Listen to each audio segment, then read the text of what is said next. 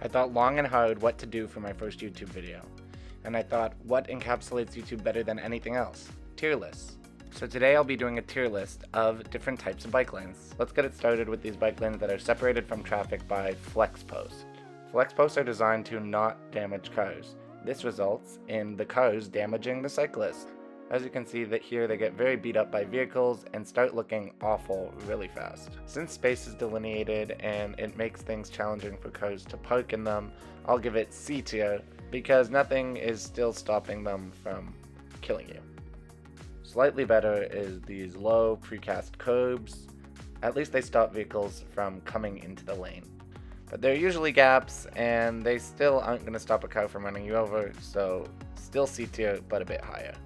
To that end, let's take a look at this guy, which is a concrete curb that actually stops cars. These concrete separated bike lanes are aesthetically pleasing and much safer for riders. That is, when they don't shoot you out into an unprotected intersection. For the sake of this tier list, let's assume that this is a bike lane that actually goes all the way to the intersection. Then I would give this a B tier. So far, I have shown all types of lanes that actually have some sort of delineation between motor vehicles and more micromobility vehicles. As cyclists in North America know, this is usually not the case. So let's take a look at the lanes that mix vehicle traffic. We'll start with the good.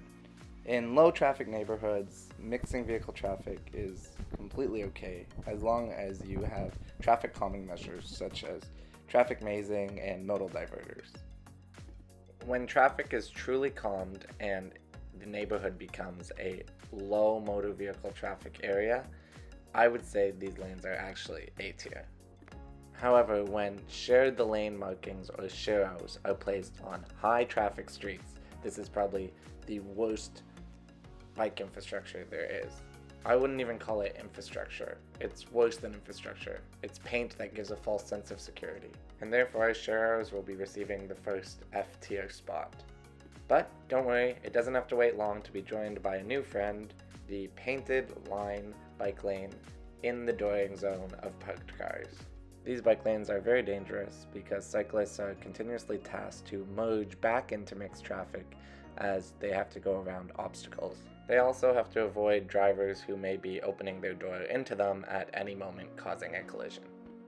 For that reason, bike lanes in the dooring zone of parked cars gets a D tier. D for dooring. When they aren't in the dooring zone, I'll give them a low C, because it's still better than nothing, and it's not as dangerous. Now we get to the best that my city of Toronto has to offer. Wide, bi-directional bike lanes are great, and they lead to be able to safely ride for people who wouldn't normally, like here where we see a mom and her two kids on the back of her bike. These are best used in areas like this where they are surrounded by parks with few intersections. Bidirectional lanes aren't the best when there's many intersections as it can cause conflicts. So I give this bidirectional lane along the parks a A tier, and the bidirectional lanes with lots of intersections breaking them up a B tier. Lastly, let's look at these great elevated and unidirectional bike lanes that also have transit accommodation. These sidewalk level lanes keep cyclists at the same height as pedestrians and separated from vehicle traffic. However, they are only as good as their weakest link, and in a lot of places they still shoot cyclists out into mixed traffic where they have to merge. I could continuously give A tier rankings to the lanes, but if they don't form a connected grid, then there's no point. For the purposes of this tier list though, I'll assume that this is just the sections where they do exist, so it gets an A tier.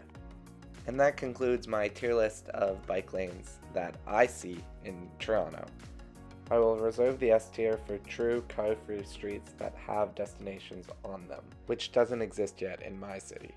Thank you for watching, and consider subscribing if you want to see more content like this.